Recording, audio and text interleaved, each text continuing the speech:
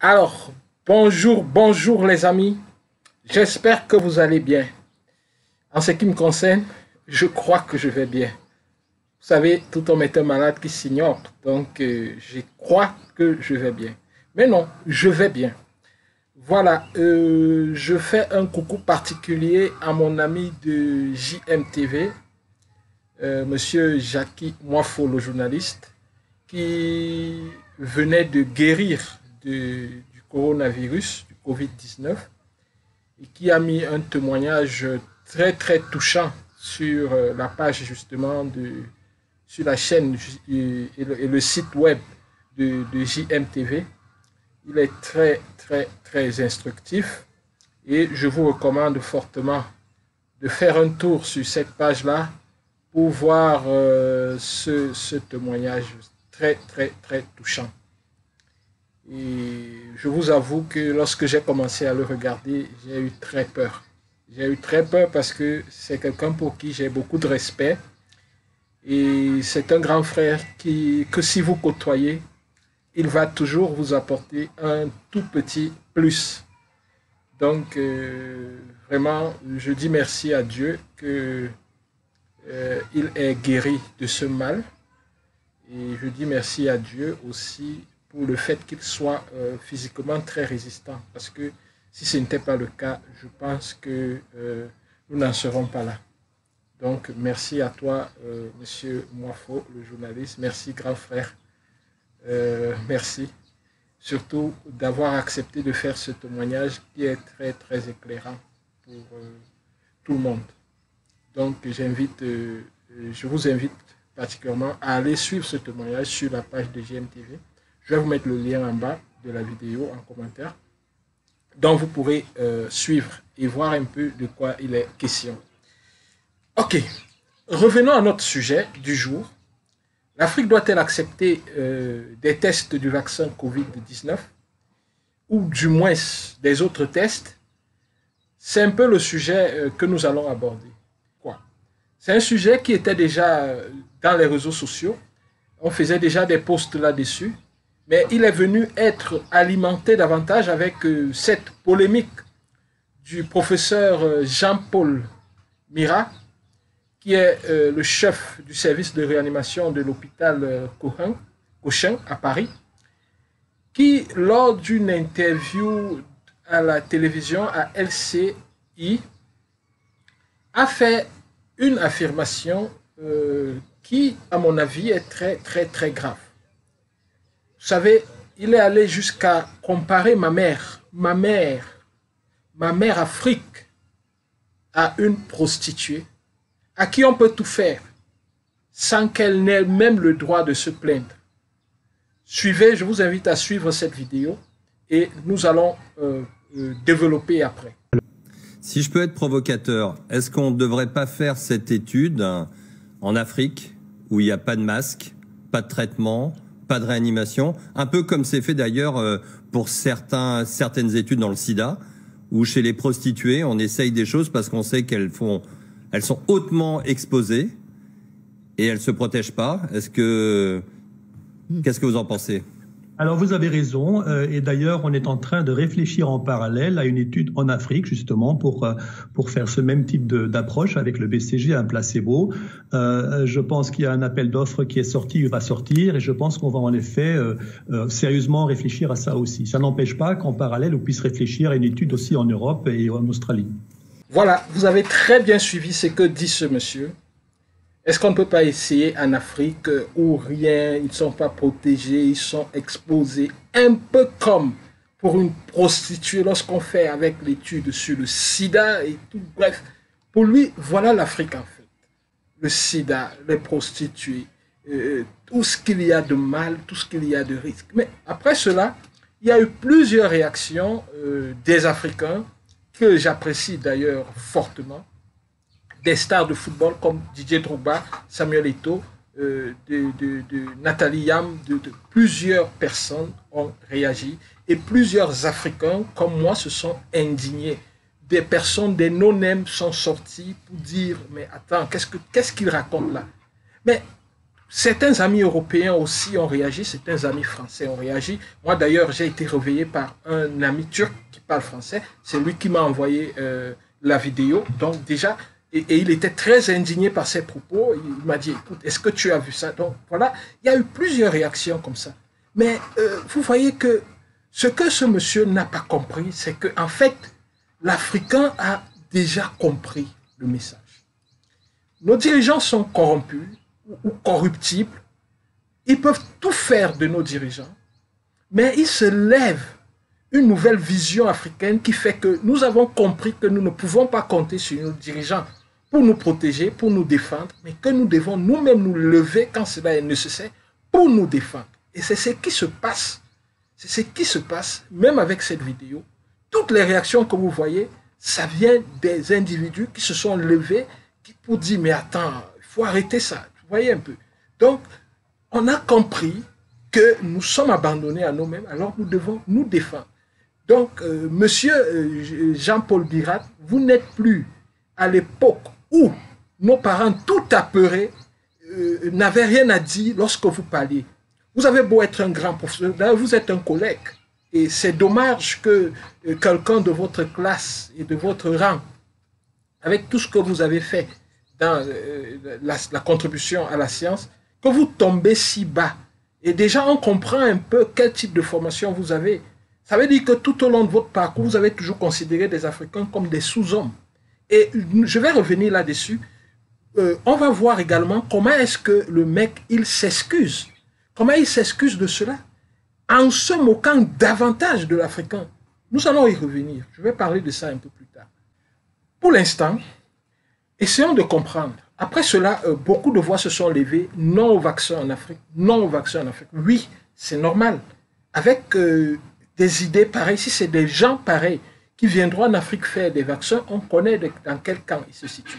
Et puisque nous ne faisons pas confiance à nos dirigeants, qui déjà ne font rien pour nous protéger, qui sont pour la plupart du temps corrompus, acceptent de prendre des enveloppes juste pour asseoir, pour garantir leur train de vie haut de gamme et sacrifier les vies des pauvres, alors c'est la raison pour laquelle beaucoup de gens se sont levés pour dire non au vaccin en Afrique, sans chercher à réfléchir sur les contours du vaccin, sur les contours de comment sera le test et tout. Parce que rien ne nous garantit la manière dont ça va se passer. Avec les dirigeants que nous avons, nous ne sommes pas protégés. Alors, c'est la raison pour laquelle nous disons non à ces vaccins-là. Simplement non. Parce que nous n'avons aucune garantie sur les contours, la manière dont ça va se passer. Bon, maintenant, logiquement, comment se passent les tests? C'est-à-dire que comment se passe le parcours du médicament, du développement jusqu'à la mise sur le marché. C'est de ça que nous allons parler tout à l'heure. Suivez très bien. Avant de le faire, qu'est-ce qu'un médicament? Essayons de répondre à cette question.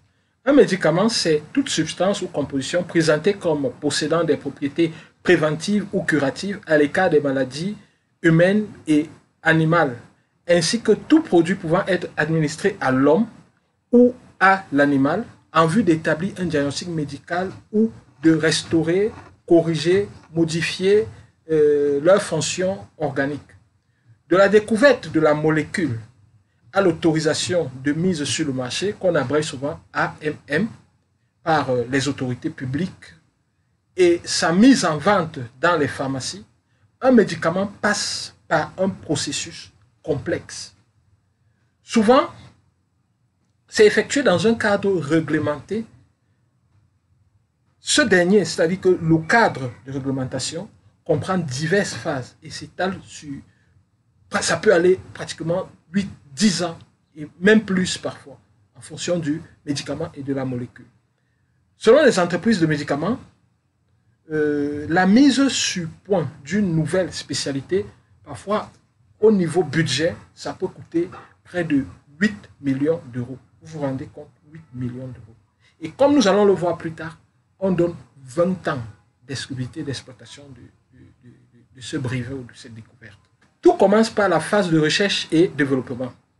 Premièrement, la recherche explorative. Dans la recherche explorative, c'est une recherche fondamentale qui s'acharne d'abord à comprendre les mécanismes de la maladie afin de déterminer la cible que le médicament devrait atteindre. Ces dernières font l'objet d'un dépôt de brevet valable pendant 20 ans pour protéger l'innovation liée à ces molécules-là. Voyez un peu. Donc après, deuxièmement, on passe à l'étude préclinique. C'est quoi l'étude préclinique? C'est une phase de test des différentes molécules précédemment sélectionnées, obligatoire avant l'essai sur l'homme. Cette phase comporte diverses composantes. Les tests pharmacologiques expérimentaux, l'efficacité de la molécule est testée successivement sur des systèmes moléculaires internes, sur des cellules et des cultures de tissus. Lorsque ces tests sont concluants, les tests sont ensuite menés chez l'animal. Après cela, on passe aux tests toxicologiques. Les tests toxicologiques ont pour but, d'une part, de définir la limite de l'innocuité du produit. D'autre part, les organes ou fonctions atteintes lorsque la dose utilisée est toxique. Les tests également toxicologiques évaluent les risques d'effets secondaires des médicaments en développement. Pour ce faire, la réglementation impose des études sur l'animal, selon des protocoles précis conformes aux bonnes pratiques de laboratoire. Et tout est sous microscope, tout est contrôlé à la loupe. Après cela, on peut passer à la recherche clinique. Beaucoup de candidats médicaments sont éliminés avant ce stade de recherche clinique. Et lorsque ces tests sont faits dans un pays, il y a une commission également qui est créée pour suivre et contrôler tout ce qui se passe dans ces tests-là. Ce que nous reprochons à nos dirigeants, c'est que tout ça se passe souvent dans un flou. Parfois, c'est juste le ministre ou les responsables des hôpitaux qui prennent des enveloppes et vous soumettent à des tests sans que vous ne soyez même au courant qu'on est en train d'expérimenter quelque chose sur vous. Donc, c'est à ce niveau que le bas blesse. Cette loi demande de recueillir le consentement libre et éclairé du sujet, c'est-à-dire qu'on lui explique ce qu'il est en train de faire et pourquoi il le fait. La loi détaille, cette loi-là également, détaille les conditions d'obtention de ce consentement écrit, libre et éclairé de toute personne participant à une recherche biomédicale. La possibilité de refuser l'inclusion à l'étude ou d'en sortir à tout moment doit être clairement explicitée. Les différentes phases de l'expérimentation clinique peuvent être la phase 1, étude de la tolérance, la phase 2, étude de l'efficacité, la phase 3, essai comparatif. Mais tout cela, ce sont des données techniques dont vous n'avez pas besoin d'entrer dans ces détails-là. Après cela, l'obtention de l'AMM, c'est-à-dire l'autorisation de mise sur le marché, c'est la première étape du circuit administratif. L'obtention de l'AMM permettra la commercialisation du médicament, bien sûr. Donc, pour cela, nous pouvons nous arrêter ici, sur différents stades de développement et de mise sur le marché d'un médicament. Et pour les vaccins ou les tests et tout, c'est normal que chacun, lorsque c'est possible, apporte sa contribution. Parce que les médicaments que nous utilisons aujourd'hui, il y a eu des gens qui ont accepté de les tester.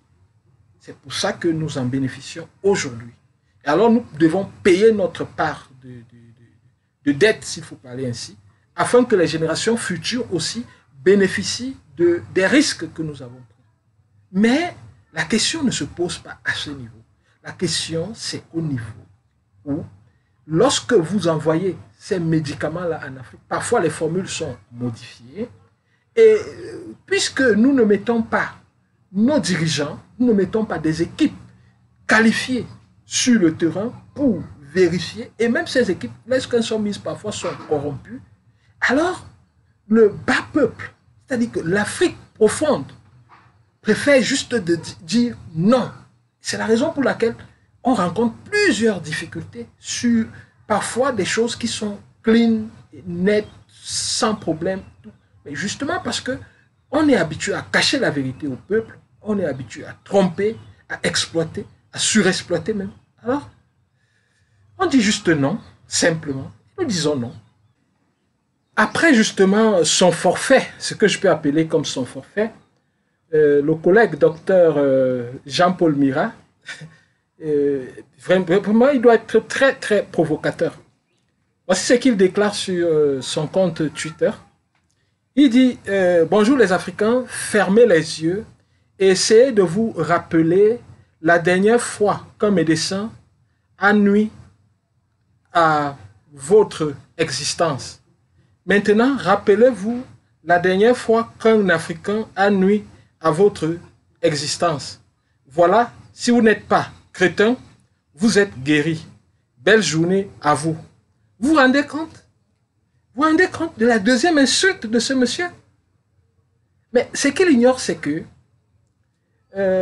Boko Haram a sévi au Nigeria et continue, au Tchad, au Cameroun, au Niger. Les groupes armés au Mali, les armes ont été distribuées en Libye comme des petits pains. Ce n'était pas par des Africains, c'était par la France. Mais ce n'est pas possible ça. La colonisation. Monsieur Jean-Paul Mira allait sur Internet et frappait les 700 aveugles de Bafia. Bafia, c'est au Cameroun. Avec toujours des conneries de tests, comme ce que vous amenez en Afrique. 700 personnes ont perdu la vue dans la zone de Bafia. Allez taper 700 aveugles de Bafia. Vous verrez un roman qui a été écrit sur cette histoire. Voilà de quoi il est question. Et puis, lorsqu'on fait des tests, ce n'est pas sur 700 personnes. Mais bien sûr, en réfléchissant comme vous, sur 700 Africains, d'ailleurs, ça ne vaut pas grand-chose, la vie d'un Africain. S'il faut suivre vos propos et s'il faut lire vos écrits. Vous voyez que la bêtise insiste. Jean-Paul Mira, la bêtise insiste. Je suis désolé de voir parler comme ça d'un collègue, mais c'est carrément incompréhensible qu'un être humain ait un niveau de bêtise aussi avancé et aussi élevé. Oui, vous avez piétiné toujours l'Africain. Oui, vous en faites partie. Mais il faut encore que nous évitons, nous les Africains, de tomber dans ce piège-là. Jean-Paul Mira n'est pas la France, ou l'Europe, ou l'Occident. Jean-Paul Mira, vous êtes Jean-Paul Mira, uniquement Jean-Paul Mira. Vos propos n'engagent que vous. Même s'il y a toujours vos amis dans toutes ces institutions-là, et certains qui pensent aussi comme vous, la preuve, le communiqué de l'INSEE dont je vais parler maintenant, confirme un peu. Ne nous prenez pas pour des cons. Ne nous prenez pas pour des cons. Nous avons peut-être toujours été cons. Cons parce que nous avons accepté, nous sommes naïfs. Mais à un certain moment, nous sommes obligés d'arrêter d'être naïfs et de nous lever comme un seul homme pour vous dire stop. Parlant du communiqué de l'INSEE, l'INSEE, c'est un organisme, franchement, à qui nous devons tous du respect. Parce que c'est un organisme qui a contribué et qui continue de contribuer à la résolution des problèmes de santé à travers le monde. Sur plusieurs questions, ils ont intervenu brillamment et ils ont des chercheurs super qualifiés, des équipes fortes qui risquent même leur vie au jour le jour. Donc, nous devons, le monde doit beaucoup à l'INSEE. L'Afrique également doit beaucoup à cette organisation. Mais qu'à cela ne tienne, Jean-Paul Sartre disait, l'intellectuel, c'est celui qui est soumis à un système, même s'il ne cesse de le contester. Alors, le communiqué de l'INSEE que vous avez là, que dit le communiqué? Vidéo tronquée, tirée d'une interview sur LCI d'un de nos chercheurs à propos de l'utilisation potentielle du vaccin, blablabla, blablabla. Vidéo tronquée. Ok, si la vidéo est tronquée, donnez-nous donc la bonne vidéo, puisque la vidéo est tronquée. Et la vidéo a été retirée même du site de LCI. La vidéo est tronquée, donnez-nous la bonne vidéo. C'est pas possible. Ne nous prenez pas pour des cons. Une vidéo tronquée, vous n'arrivez pas à donner la bonne, il faut une vidéo tronquée. Ça veut dire que nous sommes tous des cons. Vous voyez, l'insulte continue. L'insulte continue. Vous êtes des cons. Vous ne savez pas regarder une vidéo. Vous, des Africains, vous vous plaignez pour rien. Les essais cliniques, machin, machin. Non. Nous avons vu la vidéo. Elle n'a rien de tronqué. Elle est claire, elle est interactive. Ne nous racontez pas des histoires. Vous devez vous excuser.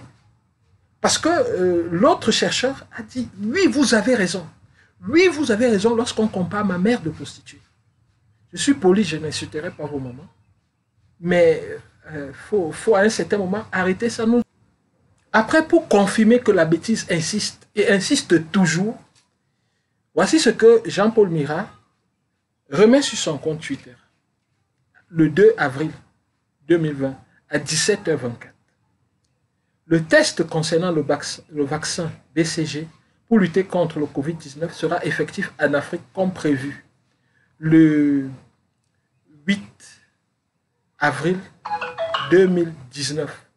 Déjà qu'il ne connaît même pas, il se trompe même sur les dates. 2019, ça sera comme prévu, sera, mais il met une date passée. Nous avons eu l'accord de plusieurs États africains, vous les qui, notamment ceux de l'Afrique de l'Ouest, qui ont déjà reçu chacun des enveloppes conséquentes pour les dommages. Ça, je préfère, et d'ailleurs je suis convaincu que ce message-ci est un fake. Parce que si ce message a vraiment été écrit par ce monsieur, je comprends ce qui lui arrive. Je comprends ce qui lui arrive parce que on ne peut pas insulter quelqu'un, insulter davantage. Par exemple, M. Jean-Paul Mira, s'il a demandé des excuses, ça veut dire qu'il est couché. C'est pour ça que j'évite de donner des coups à quelqu'un qui est déjà couché. Parce qu'on ne frappe pas quelqu'un qui est couché. On attend qu'il se lève avant de recommencer le combat. Vous voyez un peu. Donc, franchement, c'est tellement choquant de suivre ce genre de mépris. Et c'est à nous de prendre nos armes intellectuelles pour lutter contre ce genre de mépris. Non, vous ne marcherez plus comme ça sur l'Africain. Non, non, vous ne marcherez plus comme ça sur l'Africain. Pour moi, il n'est pas question de me lever et dire non au vaccin, non. Non, le problème n'est pas le vaccin. Cette interview, pour moi, le problème n'est pas le vaccin. Pour le vaccin, c'est normal. On peut faire des tests en Afrique. Mais dans un cadre réglementaire bien encadré. Mais le problème, c'est qu'on compare ma mère à une prostituée. À ce niveau, je dis non, il y a problème. Il y a problème. Se sentant acculé, super acculé, monsieur le professeur Jean-Paul Mira fait un semblant d'excuse. Ça, j'appelle ça un semblant d'excuse. Monsieur, parce que je vais vous montrer ce que c'est que demander des excuses. Toujours par quelqu'un qui a fait une gaffe pendant cette crise et comment est-ce qu'il a demandé des excuses. Pour demander des excuses, me disait mon ami Romaric, un journaliste très talentueux, tandis que c'est un peu comme un droit de réponse. Vous devez le faire dans les mêmes conditions. La faute a été commise sur LCI. Il est inadmissible qu'un communiqué d'excuses soit pondu sur un site que personne ne retrouve. Juste un rapport d'excuses ou je ne sais pas trop, que personne ne retrouve. Et là, on vous dit, ça c'est dans des journaux, on vous dit, il a présenté ses excuses en disant, je veux présenter toutes mes excuses, demander à celles et à ceux qui ont été heurtés, choqués, qui se sont sentis insultés par des propos que j'ai maladroitement prononcés sur LCI cette semaine. Cette semaine, vous ne connaissez plus le jour, donnez la date, le mercredi 1er avril. Leur présenter mes excuses les plus sincères, a indiqué un communiqué des hôpitaux de Paris a indiqué dans un communiqué des hôpitaux de Paris, Jean-Paul Mirat, dans un communiqué des hôpitaux de Paris. Non, ce n'est pas dans ce communiqué des hôpitaux de Paris que vous nous avez manqué de respect, monsieur Jean-Paul Mirat. Vous l'avez fait sur LCI à Mondovision. Allez sur LCI, faites-vous interviewer, revenez sur ces propos et demandez des excuses. Là, au moins, on pourra voir si on vous dit oui, nous acceptons ces excuses ou pas. D'ailleurs, qui avez-vous offensé? Vous avez l'habitude de traiter avec nos dirigeants. Aucun des dirigeants africains ne s'est levé, du moins à ma connaissance, contre ces propos. C'est la classe africaine, c'est cette génération consciente, comme dit souvent Claudicia, qui s'est levée comme un seul homme pour vous dire stop. Et si vous voulez parler à cette génération consciente, repartez à la télévision. Ne faites pas des communiqués de sous-table pour raconter vos histoires. Et regardez un peu, regardez le ridicule. Ces propos ne reflètent en rien ce que je suis, ce que je fais au quotidien depuis maintenant 30 ans, ajoute le médecin qui a passé son compte Twitter en privé en raison des menaces et insultes qu'il reçoit depuis cette séquence. Si je peux, voilà, depuis cette séquence, voilà. Oui, vous passez votre compte Twitter en privé. Mais laissez votre compte Twitter en public et mettez des excuses publiques là-bas. Mettez des excuses publiques. Expliquez-vous. Repartez à la télé, à SCI. Et excusez-vous. Ne faites pas un simulacre d'excuses. C'est une comédie que vous êtes en train de faire. Et c'est pour ça que nous, les Africains, nous ne comprenons pas et nous n'acceptons pas. Ayez l'humilité de demander des excuses de manière claire et nette. Il y a plusieurs façons de demander des excuses. On peut même demander des excuses sans dire « je m'excuse », avec des actes qu'on pose après. Si les deux tweets que nous avons ne sont pas truqués et qu'ils viennent de vous, alors vous n'êtes pas en train de demander des excuses. Vous continuez d'insulter, vous continuez de mépriser et vous dites, vous vous excusez. C'est franchement, cette vision de l'Africain, vous devrez la changer. Et à cause de cette vision, à cause de cet orgueil, le monde est passé à côté de beaucoup de choses. L'hépatite se soigne en Afrique. L'hépatite se soigne. Labotera au Togo, avec son médicament Epantivir, soigne l'hépatite. Pour ne citer que cet exemple-là, le Covid-19, le docteur Ngon, au Niger, du Niger, qui a fait des tests cool au Burkina Faso, soigne avec apivirine, soigne le Covid-19. Mais votre orgueil vous fait passer à côté de plusieurs opportunités. Mon ami dont je parlais en début de vidéo, de JMTV, il s'est soigné du Covid-19. Chez lui, il est à Paris, avec des herbes qu'il a ramenées du Cameroun. Mais pourquoi vous êtes si orgueilleux? Et vous combattez votre propre confrère, le docteur, le professeur Raoul, Didier Raoul. Parce qu'il a dit, il a parlé de la chloroquine, sur laquelle personne ne va rien gagner. Parce qu'il n'y a pas de business model derrière. C'est quoi ce monde? C'est quoi ce monde? C'est la raison pour laquelle votre déclaration ne me fait ni chaud ni froid. Elle me laisse à 37, comme on dit chez nous au Cameroun. Parce que, contrairement à vous, Didier Raoul, sur les Africains, particulièrement sur les étudiants africains, a déclaré que ce sont les meilleurs, ils sont les meilleurs du monde. Il n'a même pas dit de la France, il a dit du monde. Voilà un grand homme, un esprit élevé, qui dit des choses de manière vraie et objective, et qui est prêt à changer lorsqu'il se rend compte qu'il s'est trompé. Il avance avec le monde. Il est un grand scientifique, qui connaît tous les processus de mise sur pied d'un médicament. Mais en phase, en période de guerre, lorsqu'il y a l'urgence, il sait également s'adapter pour trouver un processus nouveau afin de guérir les gens, parce que la priorité, c'est la vie. Si vous sortez le médicament lorsque les gens sont déjà morts, À quoi ça sert encore? C'est de ça qu'il est question. Bon, maintenant, puisque Jean-Paul Mirat, c'est quand même un collègue. C'est quand même un collègue et je vais lui donner un coup de main. Monsieur Jean-Paul Mirat, je vais vous apprendre à vous excuser. Pour vous excuser, j'ai trouvé un exemple typique. Il s'agit de monsieur Didier Lallement, le préfet de la police de Paris, qui a fait également une bavure comme vous. Voici ce qu'il a déclaré. Et pas besoin d'être sanctionné pour comprendre que ceux qui sont aujourd'hui hospitalisés, ceux qu'on trouve dans les réanimations, désormais aujourd'hui, ce sont ceux qui, au début du confinement, ne l'ont pas respecté. C'est très simple, il y a une corrélation très simple. Bon, voilà. Après ces déclarations, bien sûr, ça a indigné plus d'un. Tout humblement, M. Didier Lallement a repris la parole et s'est excusé en ces termes.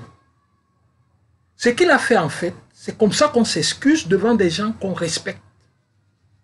Alors si le professeur Jean-Paul Mirat, si vous avez du respect pour l'Africain, que vous avez offensé, vous avez du respect pour moi, parce que vous m'avez offensé, en comparant ma mère Afrique à une prostituée. Vous devez imiter l'exemple de cet homme. Suivons ses propos, suivons ce qu'il a dit pour s'excuser. En vidéo également. Leur peine. Ce matin, lors d'une opération de contrôle des départs en vacances, j'ai tenu des propos laissant entendre que les malades d'aujourd'hui en réanimation étaient ceux qui, hier, ne respectaient pas le confinement. Sur le fond, cela est faux. Mais au-delà de l'inexactitude, c'est une erreur et je la regrette à plusieurs titres. D'abord, parce que je sais avoir heurté de nombreuses personnes qui ont des proches en réanimation, à l'hôpital, ou qui ont perdu récemment un des leurs. Nul ne devrait se sentir coupable de vivre une telle situation, un tel drame, et je n'avais pas l'intention de rajouter la culpabilité à leur peine. Nous soutenons par ailleurs la plainte du Club des avocats au Maroc et nous déplorons le fait que le professeur Jean-Paul Mirat ait été menacé de mort après ses propos parce que nous pensons que personne ne mérite d'être menacé de mort alors qu'il y a des instruments juridiques qui peuvent permettre de réparer des torts comme celui-là. Et nous attendons nous espérons qu'il comprendra et qu'il fera des excuses dans les mêmes conditions que les propos qu'il a tenus. Et nous tenons à remercier tous ceux qui se sont indignés contre ces propos et qui soutiennent le combat de l'Africain, son combat de dignité. Alors pour terminer cette vidéo, je dirais que nous avons, nous, en tant qu'Africains, vous jeunes Africains qui me suivez, étudiants, hommes d'affaires ou femmes d'affaires et tout, nous avons une responsabilité. Nous devons nous faire respecter. Et le premier respect vient de ce que nous valons. Donc, quelle est notre valeur? Si vous êtes étudiant, concentrez-vous sur vos études et parallèlement cherchez de l'argent. L'économie, ça vous donne beaucoup de valeur. Parallèlement, créer des entreprises en ligne, créer des choses pour créer de l'argent. Créer de l'argent. Faisons-nous respecter, même si nos dirigeants sont passés à côté de la plaque. Et même ceux que nous voyons comme des futurs remplaçants de ces dirigeants sont carrément en train de nous décevoir. Alors qu'est-ce qui nous reste? Soit engagez-vous de plus en plus à la politique, soit engagez-vous de plus en plus dans le business, ayez un grand pouvoir économique et sauvez l'Afrique. Chers amis, c'est là que s'arrête cette vidéo. Je vous dis merci d'avoir suivi.